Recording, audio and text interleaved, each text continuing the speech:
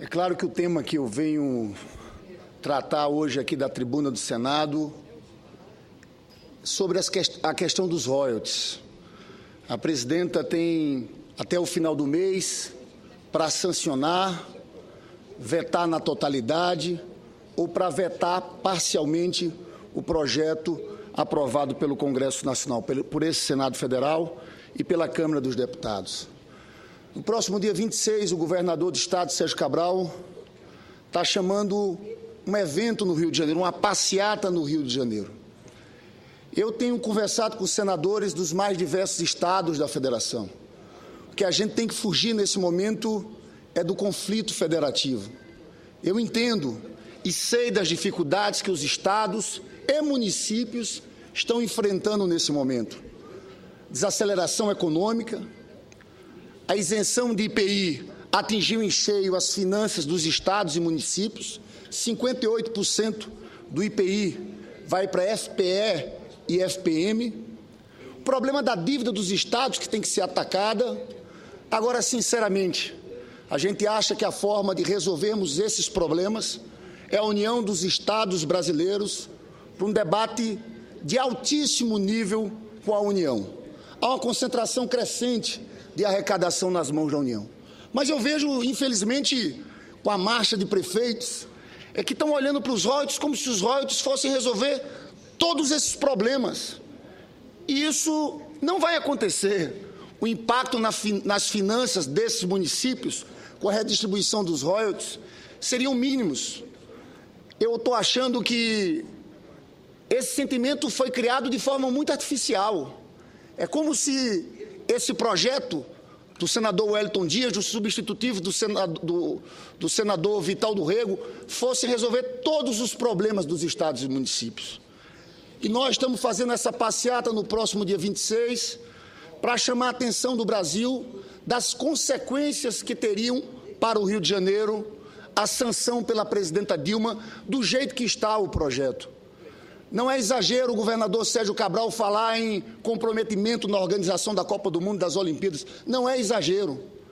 O comprometimento só no ano 2013 seria de 4,6 bilhões. Veja bem, eu estou falando da retirada de um ano para outro de receitas de 4,6 bilhões. Até 2020 a perda seria de 77 bilhões. Até 2030 de 116 bilhões. Eu acho, sinceramente, que a presidenta Dilma tem um caminho, quer fazer o veto parcial do substitutivo do senador Vital do Rego.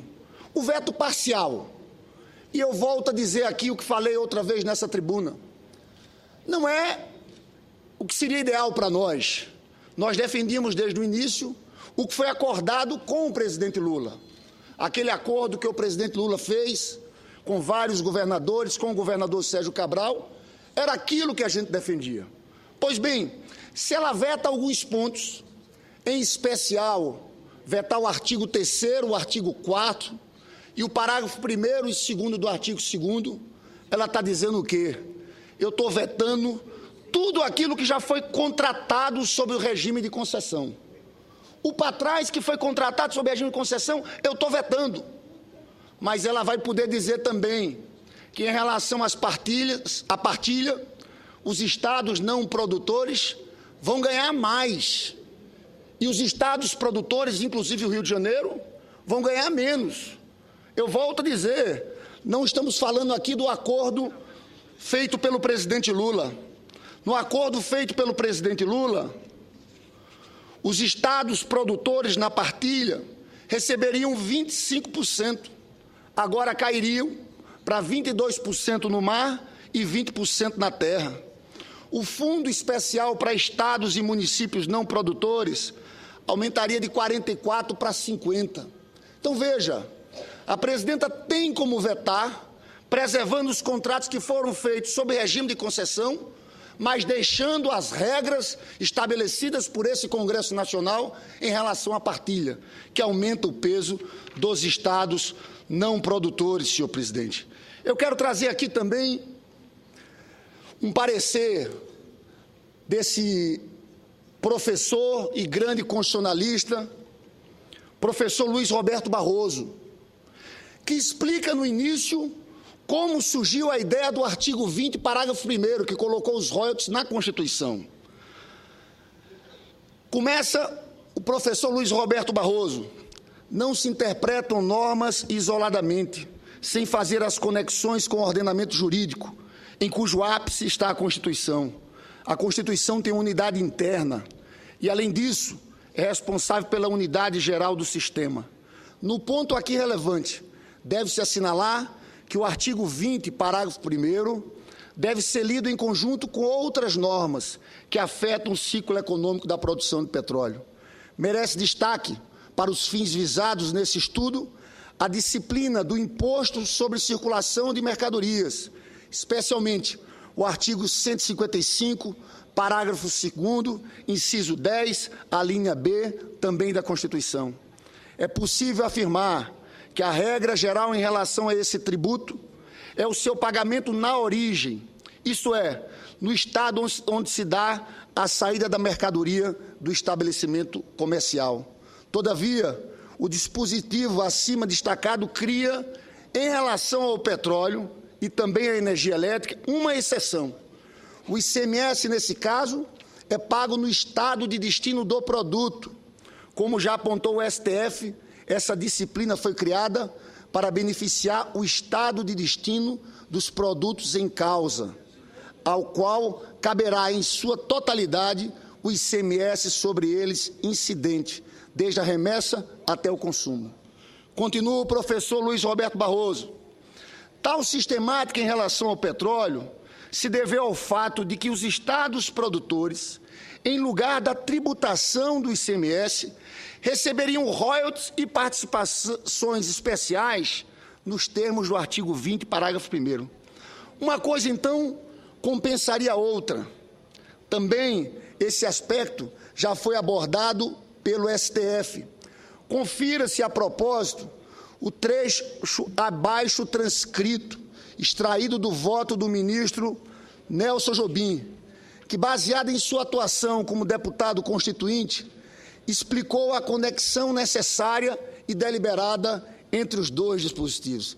Chama a atenção dos senhores senadores desse voto do ministro Nelson Jobim. Diz ele: daí porque é preciso ler o parágrafo 1º do artigo 20, que trata dos royalties, em combinação com o inciso 10 do artigo 155 da Constituição Federal. O que fez? Estabeleceu-se que o ICMS não incidiria sobre operações que se destinassem a outros estados, petróleo, inclusive lubrificantes, combustíveis líquidos, gasosos, derivados de energia elétrica, ou seja, tirou-se da origem a incidência do ICMS. Assim, decidiu-se da seguinte forma: tira-se o ICMS da origem e se dá aos estados uma compensação financeira pela perda dessa receita. Aí criou-se o parágrafo 1º do artigo 20. Continua o ministro Nelson Jobim: então, ministra Ellen, estou tentando recompor uma questão histórica. Com isso, que não é uma receita da União que liberalmente está dando por convênio ao Estado, é uma receita originária dos Estados, face à compensação financeira da exploração em seu território de um bem, de um produto sobre o qual não incide o ICMS. Esse, senhor presidente, senhores senadores, senhoras senadoras, é apenas um aspecto que eu quero chamar a atenção nesse amplo debate jurídico.